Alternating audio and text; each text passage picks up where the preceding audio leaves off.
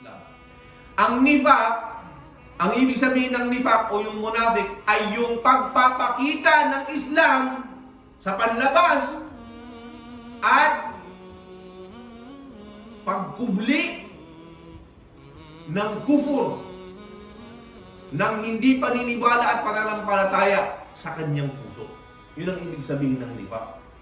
Ipakita mong Muslim ka, samantalang yung nandun sa kaibuturan ng puso mo ay namumuhi ka sa Islam. Namumuhi ka sa mga Muslim. Kaya delikado ito mga kapatid, sapagkat sino bang nakakaalam kung anong nilalaman ng puso mo kundi ikaw lamang? At of course si Allah subhanahu wa ta'ala. Kaya naman, sinabi ni Allah subhanahu wa ta'ala sa banal na Quran sa Suratul Nisa, verse 145, sabi ni Allah subhanahu wa ta'ala sa Suratul Nisa, Innal munafiqina fid darkil asfali minan nar, walan tajida lahum nasira. Sabi ni Allah subhanahu wa ta'ala. Tingnan niyo yung parusang ibibigay ni Allah o inihanda ni Allah sa kabilang buhay. Ang sabi ni Allah, Innal munafiqina fid darkil asfali minan nar, walan tajida lahum nasira. Tunay na ang mga taong munafik nagpapanggap sa Islam ay sila yaong mga nasa pinakailalim ng impyerno. Darkin asfal, pinakailalim ng impyerno mga kapatid. At hindi sila kailanman makakatagpo at makakahanap ng tutulong sa kanila. Magpakailanman, kapatid. Sapagkat sila ang mga taong mapagkunwari sa Islam. Sapagkat alam niyo kung ano yung ibig sabihin ng sila ay nasa pinakailalim ng impyerno. Sila yung may pinakamatinding kapakusahan ni Allah subhanahu wa ta'ala. At alam niyo ba na sa Islam ang impyerno ay meron siyang baitang? Kung ang paraiso sa Islam ay may baitang pataas, ay siya namang baitang na meron din naman ang impyerno na inihanda ni Allah subhanahu wa ta'ala, at ito naman ay pababa. Kung ang paraiso ay pataas, ang impyerno naman ay may baitang o antas ay pababa naman, mga kapatid. At ang bawat pagbaba at paglalim nito ay siya namang tindi ng parusa ni Allah subhanahu wa ta'ala. Ganon din naman sa impyerno. Ang pinaka nasa ilalim na baitang ay siyang may pinakamatinding kaparusahan na ibibigay si Allah subhanahu wa ta'ala. Allahu a'lam. Si Allah subhanahu wa ta'ala na lamang ang nakakaalam kung ano ang meron dito sa ilalim ng impyerno mga kapatid. Kaya ang pagiging talisay ng isang gawain ay ang trabaho nito ay ang puso. Kung sabihin yung gumagawa nito ay ang puso ng isang tao. Maaaring makakita ka ng isang taong gumagawa ng isang gawain na ang kanyang ginagawa ay ang pinaka-the best na pwede niyang gawin sa bagay na yan. Katulad halimbawa, maaaring magdasal ang isang tao na makikita mong napakaganda ng kanyang pananamit sa pagdasal. Maaaring napakaganda ng kanyang boses pagdating sa Quran. Pagdating sa mga ginagawa ng dasal, sa pagsujud, sa pagruko, masasabi mong ito ay isang taong mukhlis. Ngunit ang kabaliktaran pala nito, ito ay ang kabaliktaran ng mukhlis o yung tinatawag na nifaq o nagpapakitang tao. Napaka-delikado mga kapatid sa pananampalataya na ang isang tao magtaglay ng panlabas na ikhlas at panloob naman nito ay ang nifaq.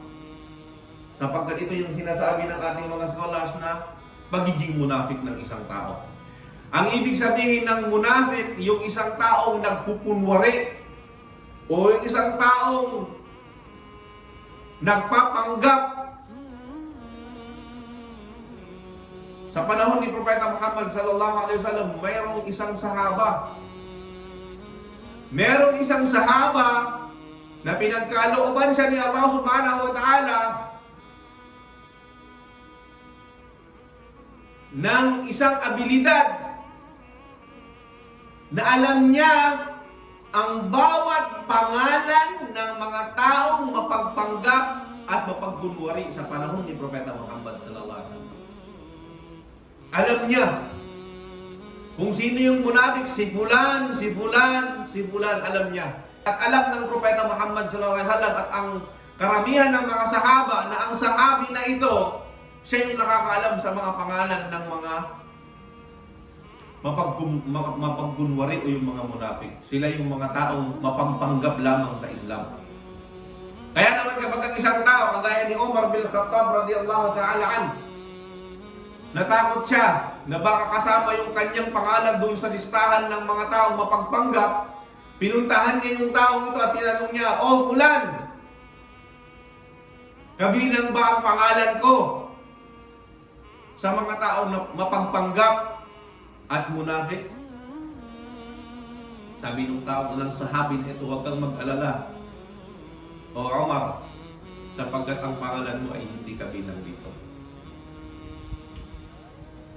Ano ba yung pagiging nifaq na kabaliktaran ng ikhlas, ng mukhlis? Yung mukhlis, ikaw ay maging dalisay, sincero, puro. Diba? Para kay Allah subhanahu wa ta'ala sa lahat ng gagawin mo. Para lamang kay Allah. Ang kabaliktaran nito ay ang nifaq. Anong ibig sabihin ng nifaq? Ang nifaq ay may dalawang pagpapakahulugan ng ating mga scholars. Istilahan at yung nifaq na lugatan.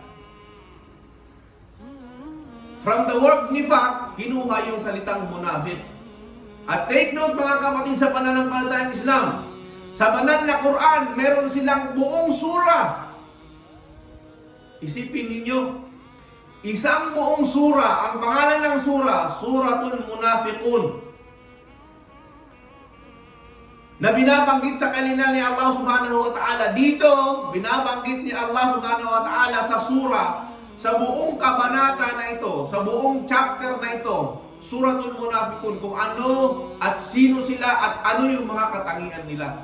Ganun sila binigyan ng pagpapahalaga na dapat maintindihan, malaman ng isang mananampalataya kung sino yung mga munafik na ito.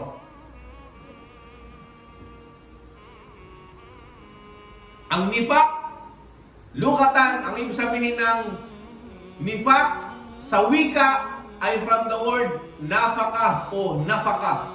Sinasabi ng ibang mga nagpapaliwanag dito, ang nafaq, from the word nafaq, is yung kapag ginamit ngayon natin ngayon ito sa makabagong henerasyon, yung nafaka o nafaq, ito ay tumutukoy sa butas or maaaring tunnel.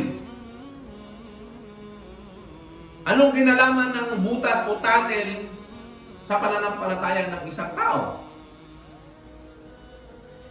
At isa pang pagbibigay ng kahulugan dito, ang nafaq o nafaka ay isang uri ng butas sa ilalim ng lupa na ang tanging gumagawa nito ay ang isang uri ng hayop na doon sa ilalim sila mahilig magbutas. Hindi yung para siyang itsura ng daga o mas malaki sa daga, nagbubutas sa ilalim.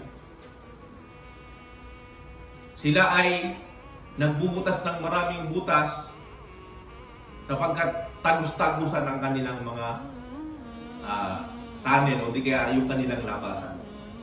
Ngunit yung isang particular na butas mula sa napakaraming butas sa ilalim ng lupa ay natatangi lamang at siya lamang yung hayop na ito. Merong isang uri ng butas dyan na sikreto at siya lamang ang tanging nakakaalam sa butas na yan. Hindi ito lantad sa lahat. Ito, ang uri ng butas na ito ay para sa mga emergency mga sitwasyon.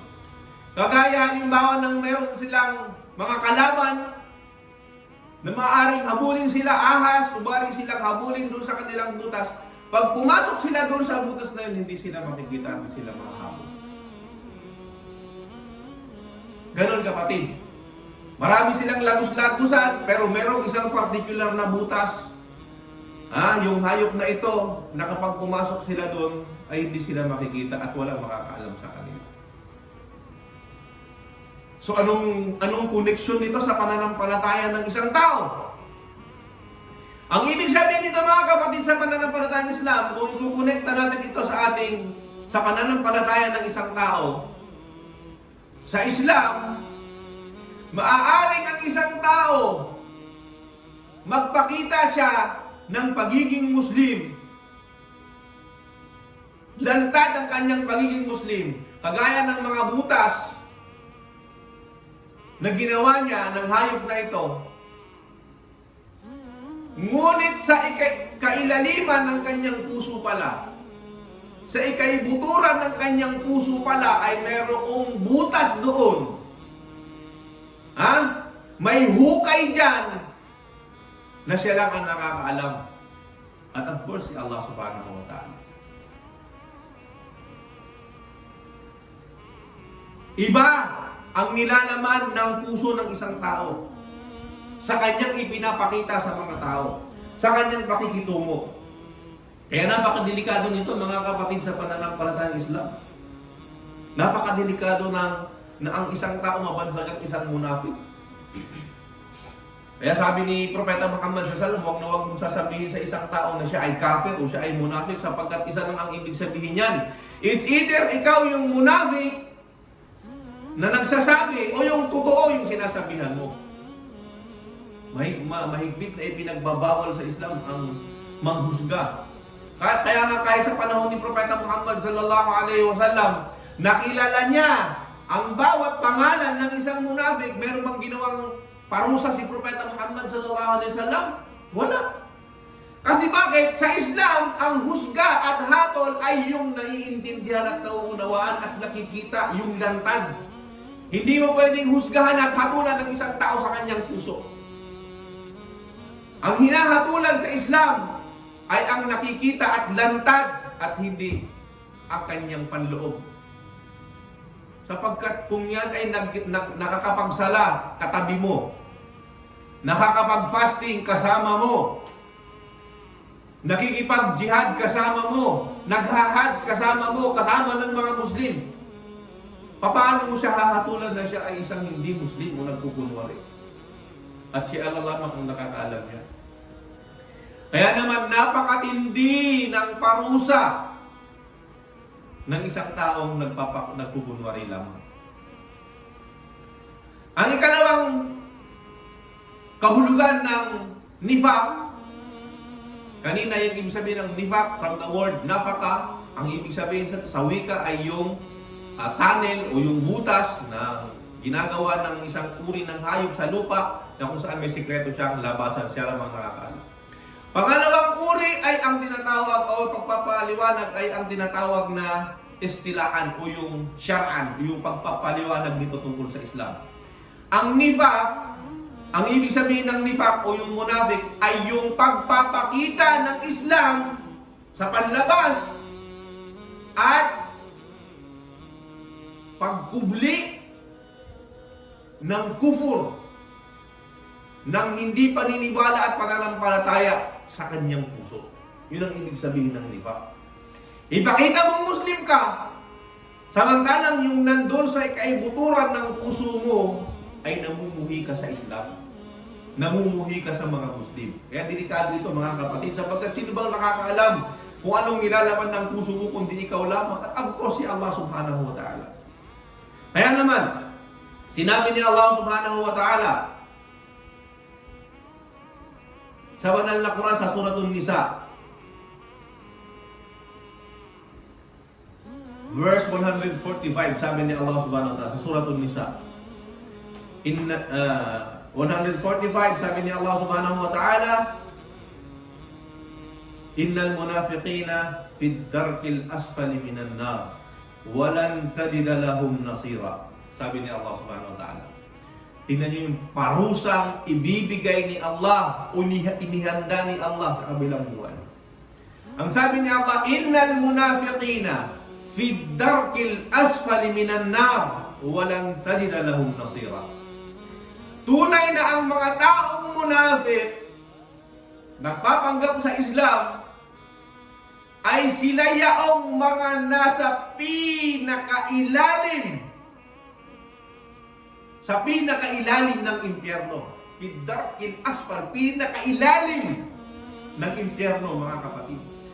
At hindi sila kailanman makakatagpo at makakahanap ng tutulong sa kanila. Magpakailanman, kapatid. Sapagkat sila ang mga taong mapagkunwari sa Islam. Sapagkat alam niyo kung ano yung ibig sabihin ng sila ay nasa pinakailalim ng impyerno. Sila yung may pinakamatinding kapakusahan ni Allah subhanahu wa ta'ala. At alam niyo ba na sa Islam, ang impyerno ay meron siyang baitang. Kung ang paraiso sa Islam ay may baitang pataas, ay siya namang baitang na meron din naman ang impyerno na inihanda ni Allah subhanahu wa ta'ala, at ito naman ay pababa. Kung ang paraiso ay pataas, ang impyerno naman ay may baitang o antas ay pababa naman, mga kapatid. At ang bawat pagbaba at paglalim nito ay siya namang tindi ng parusa ni Allah subhanahu wa ta'ala. Ganon din naman sa impyerno. Ang pinaka nasa ilalim na baitang ay siyang may pinakamatinding kaparusahan na ibibigay si Allah subhanahu wa ta'ala. Allahu a'lam. Si Allah subhanahu wa ta'ala na lamang ang nakakaalam kung ano ang meron dito sa ilalim ng impyerno, mga kapatid. Kaya wag po natin kahit kailanman isipin kung papaano ito ang kaparusahan ni Allah subhanahu wa ta'ala. Mangilag mo tayong mapabilang sa mga taong mapapasama dito sa pinakailalim ng impyerno. Sabi pa ni Allah subhanahu wa ta'ala sa banal na Quran, sa Suratul Nisa, verse 140 din, Inna Allaha jami'ul munafiqina wal kafirina fi jahannam jami'a. Tunay na si Allah subhanahu wa ta'ala ay nagsabi, tunay na si Allah ay pagsasamahin niya ang mga taong munafik at mga taong kafir sa impyernong apoy na sila ay sama-sama. Silang lahat ay pagtatagpuin ni Allah. Ang mga munafik at ang mga kafir sa naglalagablab na apoy ni Allah subhanahu wa ta'ala. Ang nifaq o ang pagkukunwari ay nahahati sa dalawa. Nifaq i'tiqadi at nifaq amali.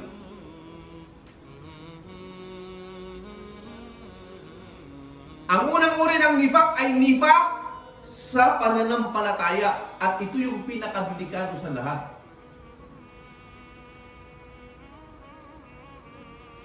Delikado sa lahat sapagkat ang involved dito ay ang doktrina ng isang tao na nag-aangking Muslim. Nifaq i'tiqadi, nifaq sa doktrina niya, sa kanyang pananampalataya, sa kanyang puso. At nifaq amali. Ang nifaq amali ay nifaq sa gawa.